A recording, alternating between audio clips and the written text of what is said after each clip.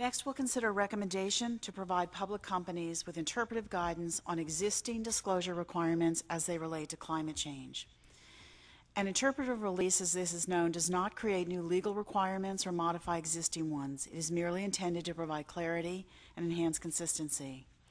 To that end, the Commission is not making any kind of statement regarding the facts as they relate to the topic of climate change or global warming, and we are not opining on whether the world's climate is changing, at what pace it might be changing, or due to what causes.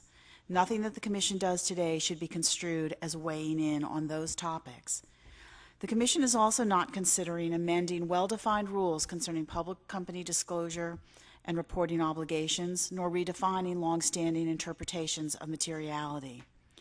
These rules and interpretations have served investors well for decades and provide both the framework and flexibility necessary to apply to changing facts and circumstances. If something has a material impact on a company, then it is something that needs to be disclosed. That has always been the case. What the Commission is considering is whether to provide guidance that can help public companies in determining what does and does not need to be disclosed. The discussions, debates, and decisions that are taking place in the U.S. and around the world on this topic have implications under our existing, long-standing disclosure rules. It is neither surprising nor especially remarkable for us to conclude that, of course, a company must consider whether potential legislation, whether that legislation concerns climate change or new licensing requirements, is likely to occur.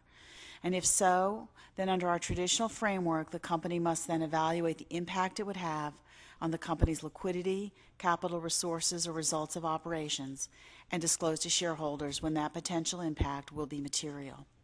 Similarly, a company must disclose the significant risks that it faces, whether those risks are due to increased competition or severe weather. These principles of materiality form the bedrock of our disclosure framework. Today's guidance will help to ensure that our disclosure rules are consistently applied regardless of the political sensitivity of the issue at hand, so that investors get reliable information. I'd like to thank the staff who worked on this project and gave us a great result from the Division of Corporation Finance.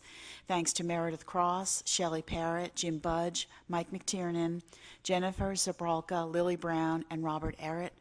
From our Office of General Counsel, thanks to David Becker, Meredith Mitchell, and David Fredrickson.